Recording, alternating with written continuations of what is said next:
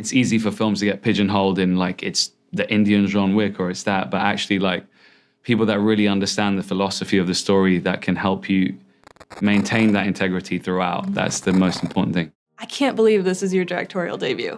I was just engaged the entire time, start to finish. It's incredible. Thank you, Caitlin. That means the world. Wow. I'm so glad. The first question I have for you is, how did you want to approach the action both as an actor and director to make it stand out from other like big action movies like John Wick, for example? Originally, we had the John Wick team, and because of COVID and border closures, we couldn't get those guys.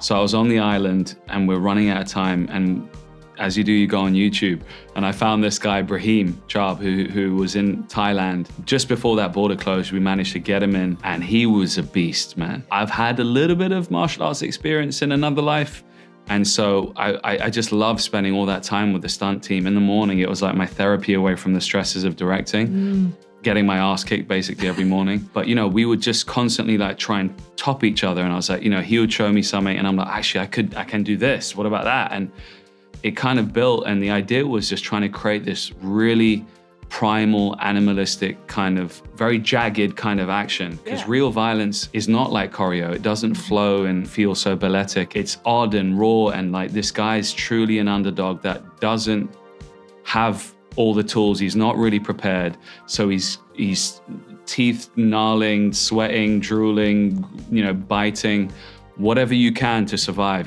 Basically the concept was, you know, you're a caged animal. And what would you do if you were cornered? You know, anything to survive. And as the film progresses, we start to hold the takes longer. And I actually hired one of the stunt guys to operate the camera. Oh, wow. Who actually was shooting some of the previses on his little Canon cam.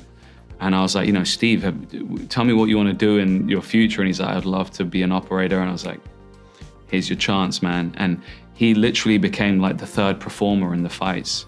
He knew where I was going to be, and you know, in a wrestling ring, if the camera was going to do character was going to roll, he can roll with it with the gimbal.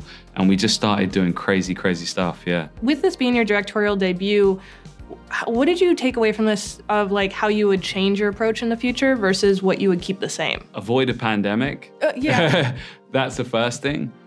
You know, what would I change? It's funny because I think me and the people that I've worked with on this now, we're kind of forged through fire. Like everything that could have gone wrong, went wrong. You know, we had faulty equipment. We had the first few days of filming, the cards were corrupt. So all of the footage I got, I just, you could break down. Like you've just lost, you know, it's hundreds of thousands of dollars worth of footage and extras, and you just have to find a way. You don't have enough cameras? All right, take my mobile phone to the tuk-tuk in the crash, and it's in the film, like part of the shots. Like whatever we needed to do, we did. But I would say just have supporting partners and that really understand the philosophy of the film. You know, it's easy for films to get pigeonholed in like it's the Indian John Wick or it's that, but actually like people that really understand the philosophy of the story that can help you maintain that integrity throughout. That's the most important thing. Kind of speaking on that, I love the incorporation of like kind of the story from when your character was a boy and the religious elements. What inspired that, and how did you want to make sure it kind of, you infused it thematically throughout the film? Yeah, I mean, at its core, it's a revenge film about faith. And it's about faith in all its gory glory sometimes, you know, in a way that it's like faith can be weaponized to mobilize a huge amount of people. You know, it can be used in land disputes and all sorts of things. And we're seeing that play out in today's world right now, you know, and to really catastrophic, you know, kind of consequences. So I wanted to explore that, and also how it can be a beautiful teacher to, in this story, a kid in, you know, uneducated child in a forest, the iconography, the stories, the morals and the teachings of right and wrong.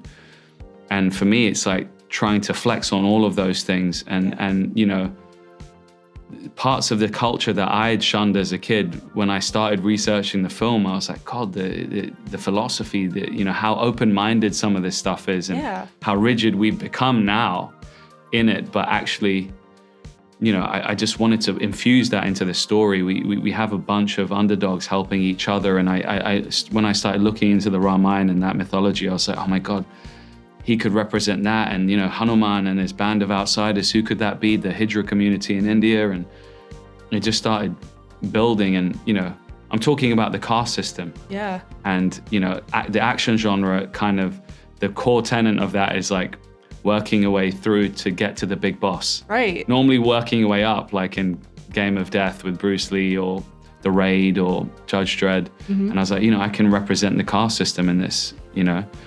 Poor at the bottom, then you got the kings of society, and then you got the gods above them, the man-made gods that are untouchable. And how does this guy ascend to challenge those guys, you know? I loved it so much. I can't wait for more people to see it. It's incredible. Thank you so much. It means the world. Thank you. Thank you. Really.